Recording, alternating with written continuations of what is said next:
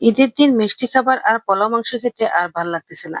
ভাবছি ফ্রিজে যা আছে তাই দিয়ে আজকে ঝাল ঝাল করে ভর্তা বানিয়ে নেব। এখন ফ্রিজ খুলে দেখি করলাই আছে। এটা দেখে আমার মনটা আরো খুশি হয়ে গেল, কারণ আমি করলার এত সুন্দর একটা ভর্তা বানাতে পারি, যেটা খেলে কিন্তু মুখে রুচিও বাড়বে, খেতেও ভালো লাগবে। খুবই সহজ, অল্প সময়ে তৈরি করা যায়। আপনি ভাত নিয়ে বসলে কখন যে ভাত শেষ হয়ে যাবে বলতেও পারবেন না, এতটাই মজা হয়। আসসালামু আলাইকুম, কেমন আছেন সবাই? আশা করি ভালো আছেন। আলহামদুলিল্লাহ, আমিও ভালো আছি। আমি প্রথমে দুটোটা করলা নিয়ে নিলাম, আর এখন এগুলোকে পিস পিস করে কেটে তারপর ভিতরের বিচিটা সরিয়ে দিয়েছি। আর এই বিচিটা থাকলে খেতে ভালো লাগে না, কুটকুট করে, এই জন্য বিচিটা ফেলে দিলাম। তো যাই হোক, এ তো সবগুলো বিচি ছাড়ানো হয়ে গেছে। আর এখন এগুলোকে ভালো করে ধুয়ে নিয়েছি। তারপর এই তো অল্প পানি দিয়ে সিদ্ধ বসিয়ে দিচ্ছি। তারপর দিয়ে দিলাম এখানে 4 কোয়ার মতো রসুন, আর দিয়ে দিলাম এখানে 3-4টা কাঁচামরিচ। ব্যাস, এগুলোকে এখন সিদ্ধ করে নেব।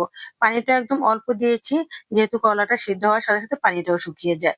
তো এখানে আমি আবার মরিচ টেলে নিচ্ছি, আর তার সাথে নিয়ে নিয়েছি এখানে ছোট ছোট চিংড়ি মাছ। আর এই চিংড়ি মাছগুলো এখন ভালো করে টেলে নিচ্ছি। আমি কিন্তু কোনো রকম তেল ব্যবহার করিনি। অনেক আপুরেই বলে যে করলার ভর্তা প্রচুর তিতা হয়, খেতে ভালো লাগে না। সত্যি বলতে আমি যেভাবে বানাচ্ছি এভাবে কিন্তু একদমই তিতা ভাবটা থাকবে না। আর এভাবে বানালে খেতেও অনেক ভালো লাগবে, আর মুখে অনেক টেস্ট আসবে। আপনি কখন ভাত শেষ হয়ে যাবে এই ভর্তা দিয়ে আপনি বলতেও পারবেন না। তো যাই হোক, এই তো আমি সবকিছু টেলে নিয়েছি, সাথে একটা টমেটো দিয়ে দিয়েছি। টমেটোটা আমি কুচো করে দিয়েছি, বাস এগুলোকেও টেলে নিয়েছি। কোনো রকম তেল ব্যবহার করিনি। এই তো করলাগুলো একদম সিদ্ধ হয়ে গেছে, আর এগুলোকে এখন পিষুনিতে ডলে নেব। সাথে যে রসুনগুলো দিয়েছিলাম সেগুলো একটু ছুলে দিচ্ছি, আর কাঁচামরিচটাও দিয়ে দিয়েছি। বাস, এগুলো এখন ভালো করে ডলে নেব। তবে এই ভর্তাটা কিন্তু একটু আড়াবাটা হবে, মানে পুরোপুরি মিশ হবে না। পুরোপুরি মিশ হলে খেতে একদম ভালো লাগবে না। তো যাই হোক, এই তো আমি একটু আড়াবাটা করে নিচ্ছি। সত্যি বলতে আমার কাছে পাটা দিয়ে পারলে এই ভর্তাটা একদমই ভালো লাগে না। আর পিছনিতে এভাবে ডলে নিলে কিন্তু ভীষণ ভালো লাগে, কারণ পিছনের ভর্তাটা সবসময় একটু আড়াবাটা হয়। তো যাই হোক, এই তো সবগুলো হয়ে গেছে। আর এখন আমি এক সাইড করে এগুলো রেখে তারপর শুকনো মরিচ গুলোকে ভালো করে হাত দিয়ে ডলে কুচো করে নিয়েছি। আর এখন আর আমার বাটাবাটির কোনো কাজ নেই, সব কাজ এখন হাতেই হবে। তো যাই হোক, এই তো কুচো হয়ে গেছে। এখন দিয়ে দিলাম এখানে বেশ খানিকটা পেঁয়াজ, তারপর দিয়ে দিলাম বেশি করে ধনিয়া পাতা। লবণটা আমি মরিচের সাথে দিয়ে দিয়েছি। আর এখন হাত দিয়ে ভালো করে ডলে নিচ্ছি। একদম কষলিয়ে কষলিয়ে ডলে নিতে হবে। এবার দিয়ে দিচ্ছি কুচো চিংড়ি আর টমেটো। ব্যাস, এবার আবার হাত দিয়ে ভালো করে ডলে নেব। সত্যি বলতে এই ভর্তাটা হাতে মাখিয়ে খেতে অনেক মজা হয়। অনেক মজা, কি বলবো, আসলে এটা একটা সিদ্ধ ভর্তা।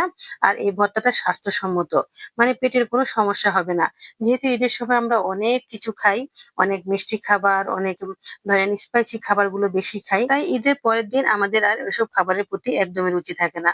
তখন এরকম একটা ভর্তা হলে খুবই ভালো হয়। আমিও ঠিক তাই করেছি। এই তো ভর্তাটা বানিয়ে ফেললাম, দেখেন কত সুন্দর হয়েছে। খেতেও কিন্তু অনেক মজা হয়েছে। আপনি যখন খাওয়া শুরু করবেন তখন আর থামতে পারবেন না।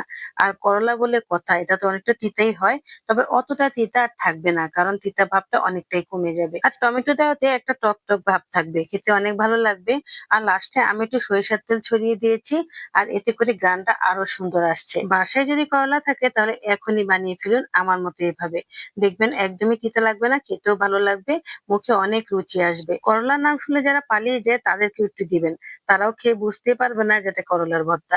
সত্যি বলতে এতটাই মজা হবে। একটু একটু তিতা তিতা ভাব থাকবে, তারপর খেতে এত মজা হবে যে তিতা ভাবটাকে এড়িয়ে যাবে। আজকের মতো এখানেই বিদায় নিচ্ছি, ভালো থাকবেন সবাই, আল্লাহ হাফেজ।